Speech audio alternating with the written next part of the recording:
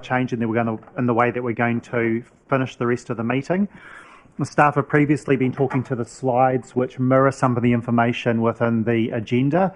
In the interest of time and for the reasons that audit and risk are waiting for this meeting to finish, what we're going to do is we're going to move through the presentation. We'll just go to the slides. Staff won't speak to the points because, as I said earlier, they're captured within the body of the report that you should have read. And if you have any questions raised within the specific activity, then we'll take questions. And so you won't hear the group managers speaking. They'll just, to the slides, they'll simply be responding to your questions. Councillor McCann has a question already. We haven't even started. I'd really comment, while I agree what you're doing to try and get us through the procedure, I think we need to look at the amount of work that's been scheduled in a small space of time.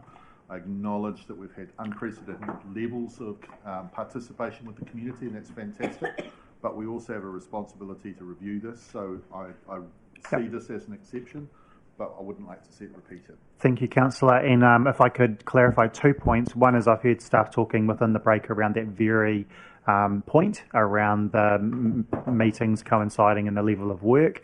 The second point was around giving the material consideration. We still absolutely do that. The staff are simply speaking to the points that are already in the paper. If you've got questions, you by all means, we're allowing more time for those questions to be asked rather than staff telling you what you've already read.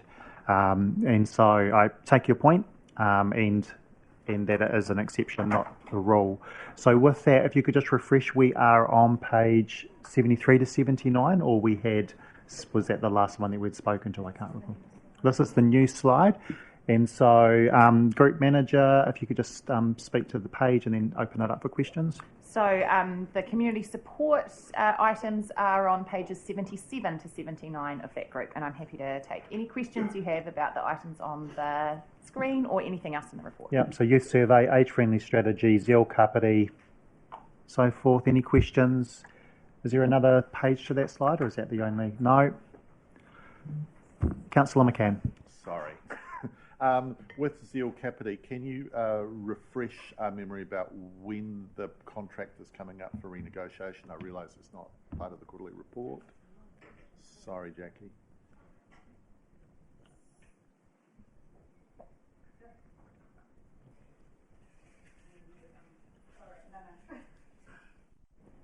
A negotiation around the contract happens in the next financial year. So just to follow up on that, is it a negotiation internally or a negotiation that involves elected member involvement?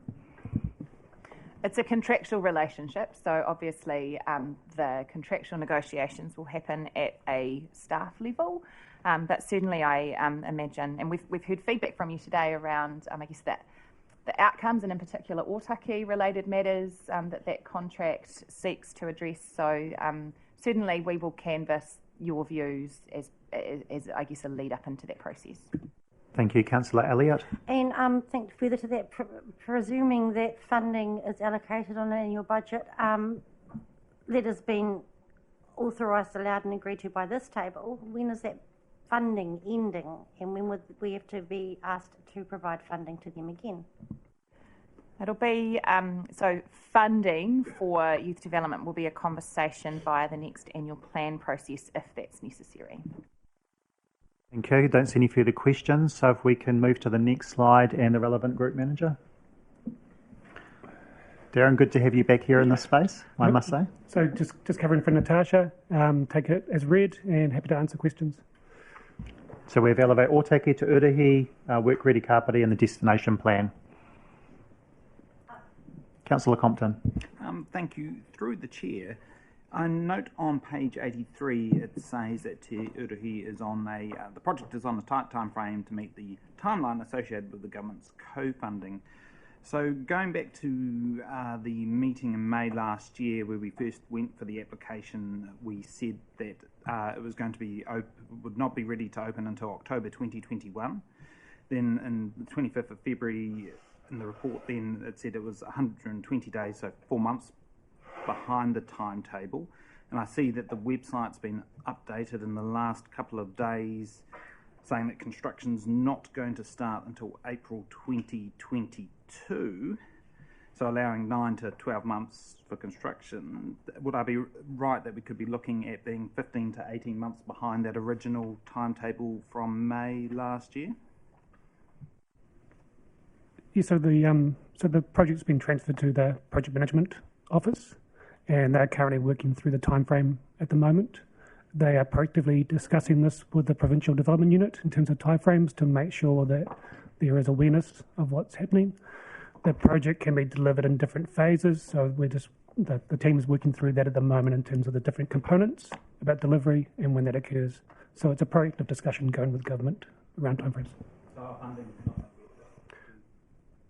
Yes, at the moment, Sorry, I'll just repeat the question for the benefit of the live stream. So the fundings hopefully shouldn't be at risk given those delays? That's what we understand. The discussions have been positive to date. Could I just clarify as a follow-up on that? So part of the reason for the delays within that timetable that Councillor Compton mentioned was actually action from this table to slow the process down and engage further in terms of the design and so forth. And is that correct? It's part of going through the process in terms of making sure we have a successful development. Thank you. Councillor Compton, that was it, wasn't it? Councillor Elliott? Thank you. That was my question too. Thank you. Sorry, Councillor. And so I don't see any further questions on this slide with those 4 points. So if we move to the next slide.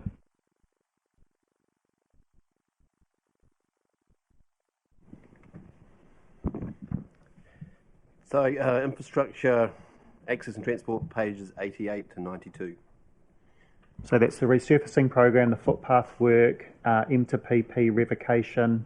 Any questions out of these three topics? Pages 88 to 92. Unfortunately, Bernie's not here because I'm sure we would have had a... Well, in the absence of Councillor Randall, could you explain the footpath budget, what it was previously, not in terms of the exact dollars, and how that has been altered? Certainly I can, in terms of scale of change, I can talk about that. I thought you might be going to ask me about Wharamuku in terms of the resealing work that we were doing down there. But the footpath budget has, I think, gone up 300% potentially in the last 3 years, and it goes up again in this current LTP.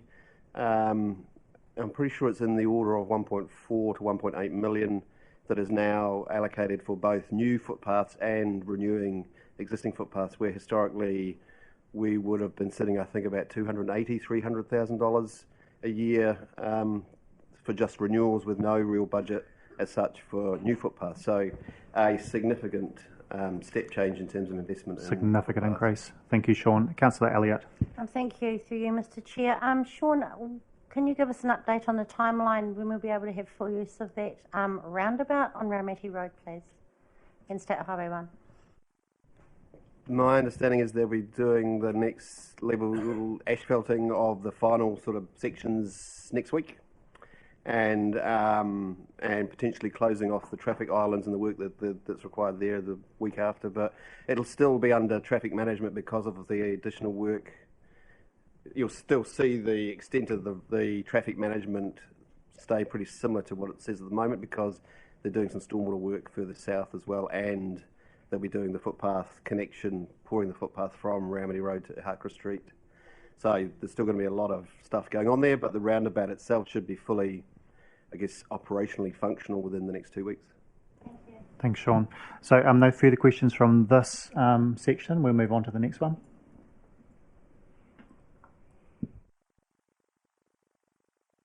Coastal, pages Okay, so 93, Sean again, 95, yeah. any So questions? Paikakiriki seawall, all that's around that. So any questions? Pages 93 through to 95. Just a clarification through you, Mr. Chair. Obviously, the seawall was ready for construction as part of the LTP, and there is potential for change. Yes, so depending on the decision, moving into next year, the current proposal was in the LTP is ready to start construction in terms of contract documentation, consenting. The alternative option would require some lead-in time to modify a design, but a lot of the work that's already been done on the concrete option would be transferable to the alternative. So a lot of that design work that relates to the geotech work and a lot of the survey work and the footpath design, the access ways in terms of the step concrete, all of those elements can be potentially reused. We would just use the same design information and link it to an amended wall design, basically. Next slide. Resilience and sustainability. So that's around the resource recovery project. Otahanga Otaki waste buildings being assessed, and the public recycling bins at McLean Park. Any questions? Councillor Elliott. Yep, I'm just going to skip back to the last one. Sean, can you let me know, is there any way that civic projects like the Papakuriki seawall or Te Uruhi can be fast-tracked under the new fast-track consenting regulations, or is that purely for housing or whatever? Both those projects I wouldn't have thought would fit within that criteria in terms of scale. For one thing, I think in terms of the Te Uruhi project, the Papakuriki seawall, at the moment we're not anticipating that we would need to renew or to get a new consent for what's suggested through the alternative. Because the original consent that was applied for in 2016 was for a timber or concrete wall, basically along the same alignment that is there now. So, cool. All right. Next slide. District-wide asset investigation, water monitoring, open drains, stormwater strategy, and complaints. Any questions out of this page? 100 to 103. Just give you a few seconds to check through your notes.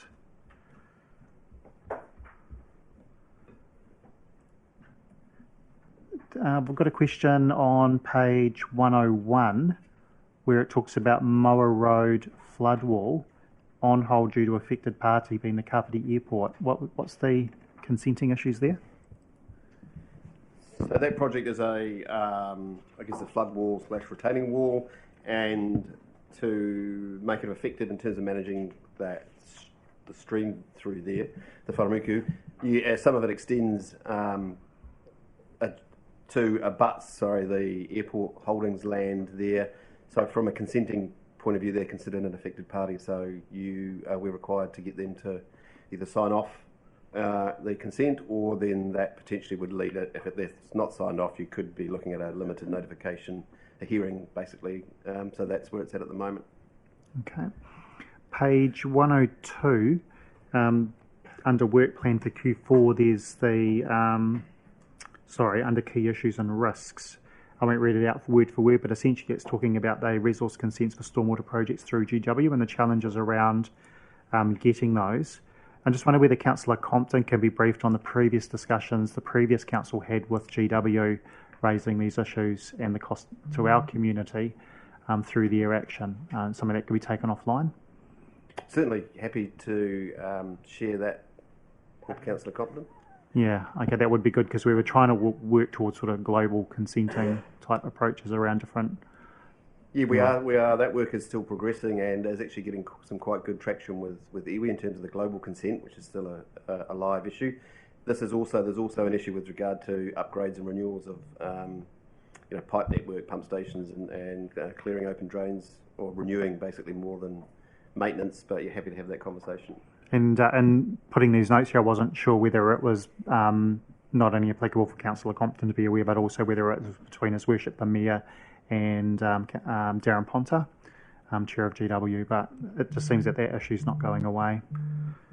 Right, next one's wastewater. Any questions? Page 105 to 110. So flicking through my notes as well. Councillor Compton. Thank you. Through the chair, sort of note the Parapara-Umu wastewater treatment plant consent's being sort of an ongoing concern for a while. So are we sort of confident that the new consenting strategy for that is going to, I guess, get it on a track that's going to keep it compliant and for the foreseeable future before you have to make any bigger decisions or handed over to a new big water entity?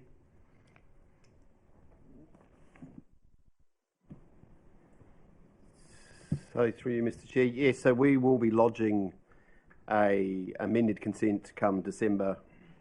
One of the issues has been working beside iwi to look to develop options. We are still we have made progress there, but it isn't moving along potentially as quickly as we would need to. But so we will be lodging an application in December, and on that basis, Regional Council will have to will allow us to continue to operate under the existing consent until we work through either the hearing process for that consent or, again, further information requests, which may be the iwi aspects to it, can be further discussed. So, no, we're not expecting that we would be in a circumstance where we don't have an operational consent. Okay, next slide. Drinking water, water contamination risks and assessment of council's drinking water supplies. Any questions out of this 111 to 115? No? All right, next. Planning and regulatory. Mr. Jefferson. So we've just got the first slide there was around the appeals to the Environment Court and modifications on the proposed district plan. Yeah. I'm just subbing in for Natasha. If you've got any questions between Darren and I, we'll try and answer them in relation to that. But given you've adopted the PDP, and this is looking back at that first quarter of this year, happy to take any questions, but we can't take them off fine. All right, I've got one myself and appreciate your subbing in. On page 118, not on target was the percentage of residents who agree that the district is developing in a way that takes into account its unique character and natural environment. I read that all out because it is interesting, the discussions that we've had through the RGF, the Regional Growth Framework stuff around character, and there's some train of thought that that's not something that needs to be retained and communities will develop. So how does this fit in to the Regional Growth Framework discussion, given that it's a KPI? Can I make comment? Yeah, go for it. My lay but engaged perspective on the answers to this question, when you look over the last few years, is it's all down to the gateway. So the community is expressing, in my opinion only, the community is expressing its dissatisfaction with the argument. And it's showing up in things like this where they're saying, well, it can't be progressing the way you were happy with because there's such an argument. So in my opinion, it's one small-ish matter has a big influence across the board in different metrics. Just my opinion, though. I mean, we'd have to do a lot more detailed verbatim analysis to understand what else is driving it. But it is, my recollection is when you look at the survey over the last few years, this is quite substantially different to previous years where broadly people have been quite satisfied, well above the target. All right, thank you, Wayne. Councillor Holborough. Yeah, I think that just to clarify, that variation too is why can it be special character areas which involve more than just setback margins? Just wanted to clarify. Is that right?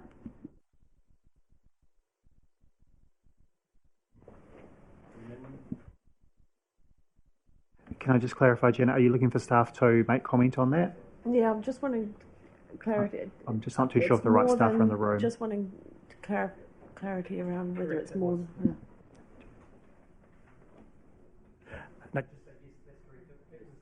There was a range of things in that variation.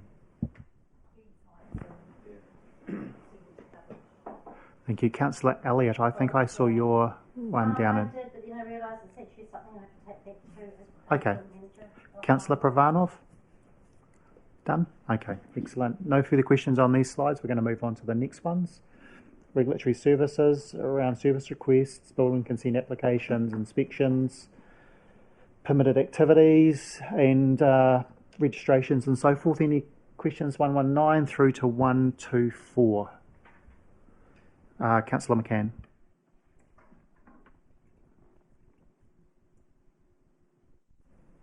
Through you, Mr. Chair. Just noting that when this report was written, some of the shortages of supplies hadn't quite hit. So I'm concerned that that we'll be putting extra strain on consenting where developers are finding that the train of work is being interrupted. Is Council confident that we have the resources in this department at the moment, noting that we have obviously suggested that more resources are going in through the LTP? Through the Chair, thank you, Councillor. An insightful question. Interestingly, the resourcing issue and the supply chain issue is playing out in the inspections phase, where we're showing up to do inspections and the builder's going, we're not right, or their builder's being proactive and ringing us and saying, don't come out and do the inspections. So interestingly, it's playing out this churn in that space. From a consenting for the lodgement of applications, they're still coming in the door thick and fast. But as a general response, we do need to look at our resourcing to position ourselves for the growth that we're starting to see come through in this third quarter. I think there's something like a 35% increase in building consent applications, and if that trend continues, that's opposed to the same quarter last year, which of course was the first month of COVID.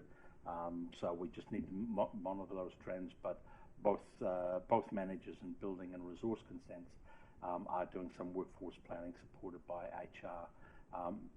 I'm not overly optimistic because there's constraints across the whole country, and you may have seen the New Zealand Herald article recently that I think Councillor McCann forwarded to me, saying Auckland, who have got super departments supporting this, are struggling to recruit and retain, and I think it is something central government needs to help get alongside us and help address.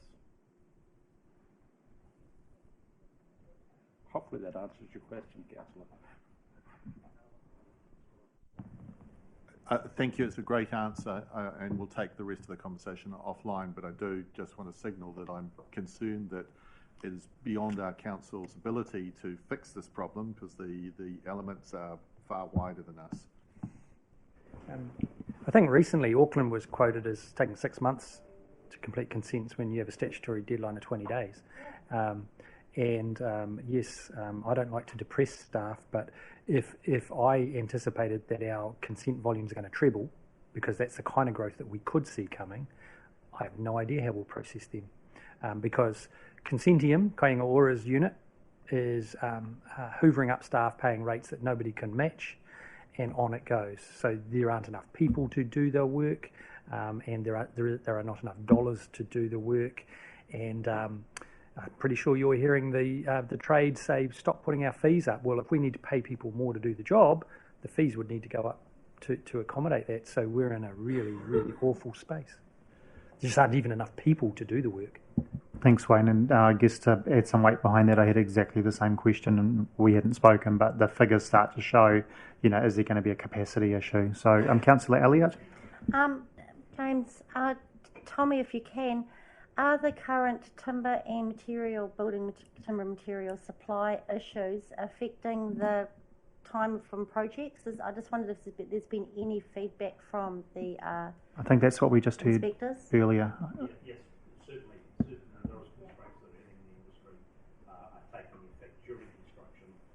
Construction's been delayed, and the finish of the project, be it a CCC or whatever, is delayed. Yep. Okay, thank you. All right, team, we're now into governance and tangata whenua. Pages 126 to 128.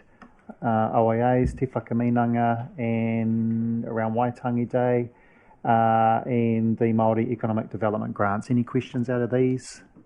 126 to 128? Doesn't appear to be any.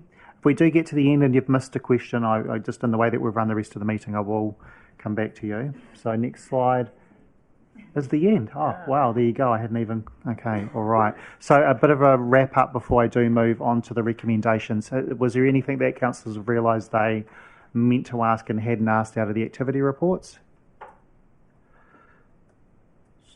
Quick 10 seconds, so have a bit of a look around. Doesn't appear to be.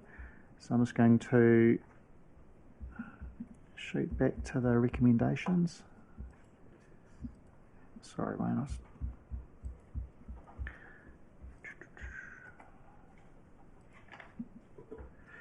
All right, and so the recommendations found on page, I think Chief Executive said page 46. That's recommendation 46. Oh, recommendation 46. I just heard 46. Yeah, it's both. Page 46. Oh, well done. Recommendation 46. That was all Excellent. And so recommendation 46 and 47, do we have someone that wants to move those? Councillor Compton, Councillor McCann seconded, right of introduction? No, waived. I think you get like pens thrown at you if you did. Councillor Compton missed an opportunity for a speech. No. Put that to the vote. All those in favour say aye. Aye. Against, carried. I think that's us, Joe. Thank you very much for walking us through that. And then we're just going back. Sorry, just don't want to jump ahead. And we have got confirmation of minutes found on page 145. Take that everyone's read the minutes because you haven't had much else to read this week. Someone want to move the minutes a true and accurate record of the meeting for the 6th of May? Councillor Holborough. Someone want to second that? Councillor Buswell. All those that didn't want to second it haven't read them. So we can put that to the vote. All those in favour say aye. Aye. Against, carried. And I think that is the meeting to an end. It is, exactly. I called the meeting to a close. I thank you all for your understanding. And thanks, staff, for your participation.